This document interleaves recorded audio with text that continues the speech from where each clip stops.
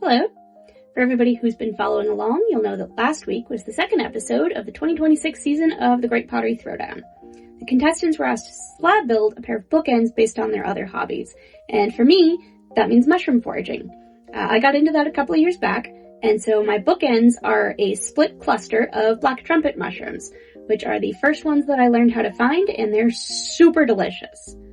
Now, I'm not generally a slab builder, so this was always going to be an interesting challenge, but I'm actually really happy with how these turned out, and I can't wait to fire them. I'm going to be using these foam cones to give the slabs their shape. This is the largest one, split in half to create the bookends. The next size down will make the additional trumpets in the cluster. Natural forms like this don't need to be too fussy. The less you try and force it, the better it looks.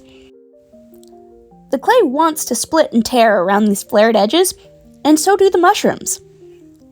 Even smaller ones, I just shape by hand or with this wooden tool that I usually use for teapot spouts.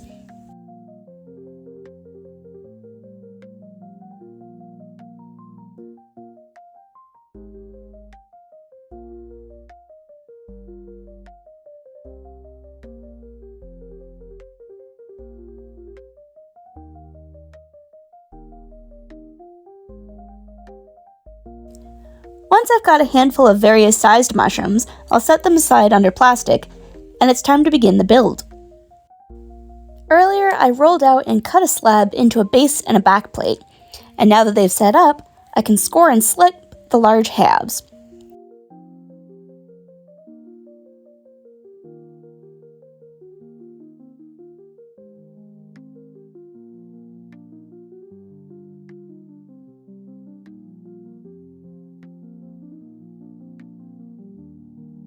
With both of those attached and smoothed down, I can then start adding the smaller mushrooms.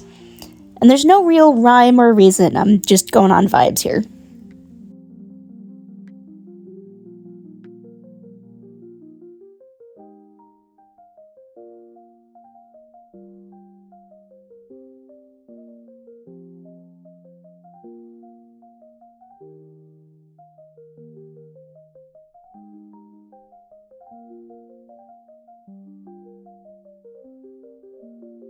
With the mushrooms done, I'm just going to add some textures and details to the base plate. Pushing the clay through a strainer like this is a neat way to make a nice mossy texture, although it is a little fiddly to try and attach.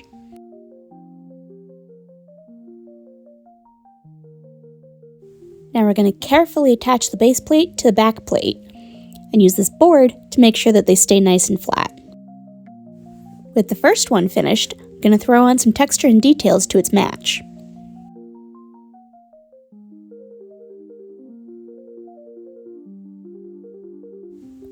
Score and slip the join again, and the second piece is ready to attach. This board is just the right size to prop them up and make sure that their bases stay level. I am thrilled with how this turned out, and I can't wait to get some color on this. I should also have a new tool for this week's challenge, a puzzle jug, so stay tuned.